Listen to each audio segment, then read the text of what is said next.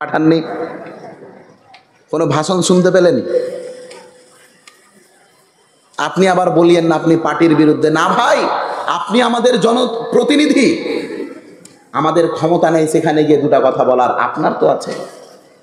আমাদের পথ বন্ধ, যাদের পথ আছে তাদেরকে তো এই ব্যাপারগুলো ভাবার বিষয়। শোনেন ভাই, এই ওয়াকফ সম্পত্তি, ওয়াকফ প্রপার্টিজ, এটা কোনো জানামেনা জিনিস নয়। আজকে যদি এই বিল পাস হয়ে গেছে, এটা যদি হয়েই থেকে যায়, একদিন যেই ব্যাটার বয়স এখন 4 বছর 5 বছর, এই ব্যাটা যখন 30 বছর 40 বছরের হবে, তখন আপনাকে আর আমাকে গালি শুধু দিতে থাকবে। কেন? ওয়াকফের ব্যাপারে আপনি কোনো প্রচেষ্টা করেননি। হে প্রিয় ভাই, আসুন, ওয়াকফ সম্পত্তি এটা আমাদের, আমরা এখানে কাউরি অংশীদার ভাগিদারি মেনে নেব না, কখনোই নয়। এইবার আমি চট করে 2-4টি ওয়াকফ বিলে এরা পরিবর্তন কি নিতে আসছে, কি পরিবর্তন করতে চাইছে, অনেকগুলি, প্রায় 14টা পরিবর্তন এরা করেছে, অলরেডি করে দিয়েছে। যেটা বললাম, সিল সহি মোহর বন্ধ হয়ে গেছে। 14টা পরিবর্তনের মধ্যে 2-1টা পরিবর্তন শোনেন। আগে যেটা ছিল সেটা হচ্ছে ওয়াকফ প্রপার্টি মুসলমানদের। কাদের বলেন তো? মুসলমানদের যদি হয় তো দায়িত্বশীল কারা হবে?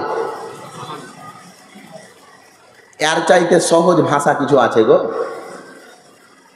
যার প্রপার্টি, যাদের প্রপার্টি, মালিকও তারা। এটাই তো দুনিয়ার নিয়ম। এটা নিয়ম নয়। দুনিয়ায় একটা জিনিস দেখান তো, একটা জিনিস দেখান যে জিনিস একজনের আর মালিকানা আর একজনের না। আগে ছিল মুসলমান এদের দায়িত্বশীল হবে, এখন হলো কি যে মুসলমানের সহিত অমুসলিমেরাও এখানে দায়িত্বশীল হতে পারে। 2, এখানে যেটা পরিবর্তন ঘটেছে, সরকারি খাতে যে প্রপার্টিজ ব্যবহার হচ্ছে, ওয়াকফের সম্পত্তি যেগুলো কিসে ব্যবহার হচ্ছে? সরকারির কোনো অফিস, আদালত, আবাস, সরকারের যেগুলো ব্যবহার হচ্ছে, এগুলো ওয়াকফকে আর ফিরিয়ে দেওয়া যাবে না। 3, আগে ছিল, ধরে নেন কথার কথা, আপনাদের একটা ঈদগাহ আছে। কি আছে? ঈদগাহ। এখানে আর একটা কথা বুঝেন।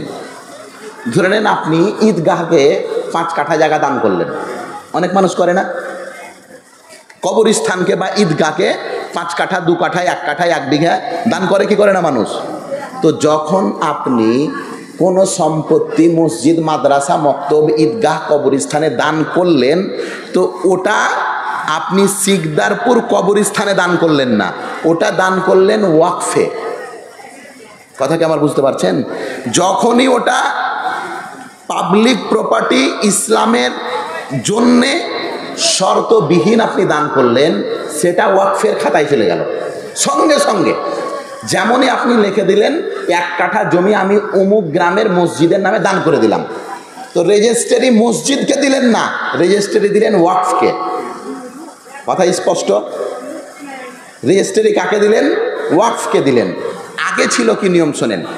ধরে নেন আপনাদের ঈদগাহ আছে 10 বিঘা, কথার কথা, ভালো করে শোনেন, এটা ঈদগাহ আছে কয় বিঘা? 10 বিঘা। আগে ছিল কি, যদি আমি দাবি করি যে এই 10 বিঘা তোমাদের ঈদগাহের মধ্যে 5 কাঠা কিন্তু আমার জায়গা আছে, এরকম দাবিদার হতে পারে কি পারে না? কথা বলেন, পারে। তো আগে নিয়ম ছিল, যে দাবি করবে তাকে দেখাতে হবে প্রমাণ।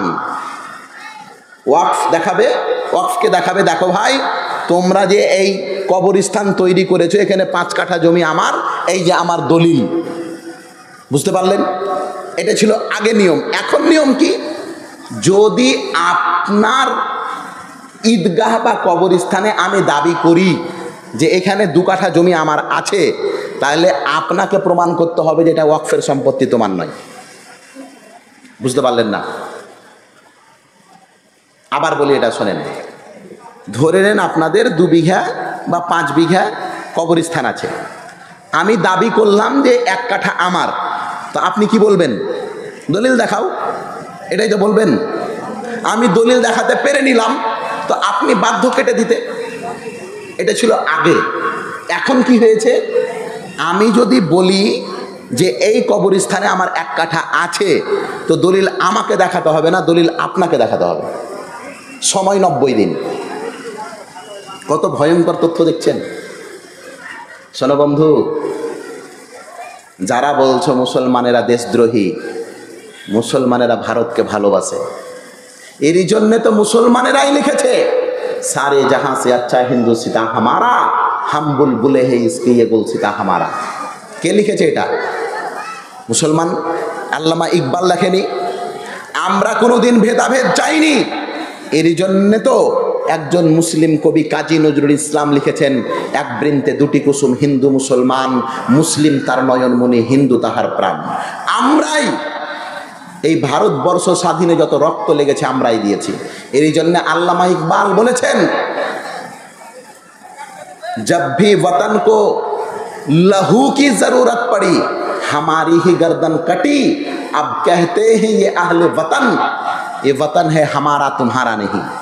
ভারতকে যখনই রক্ত লেগেছে আমরাই সবচাইতে বেশি রক্ত দিয়েছি, আর আজ তারা আমাদেরকে বলছে যে এই ভারত হচ্ছে আমাদের, এই ভারতে তোমাদের কোনো অংশীদারিতা নেই।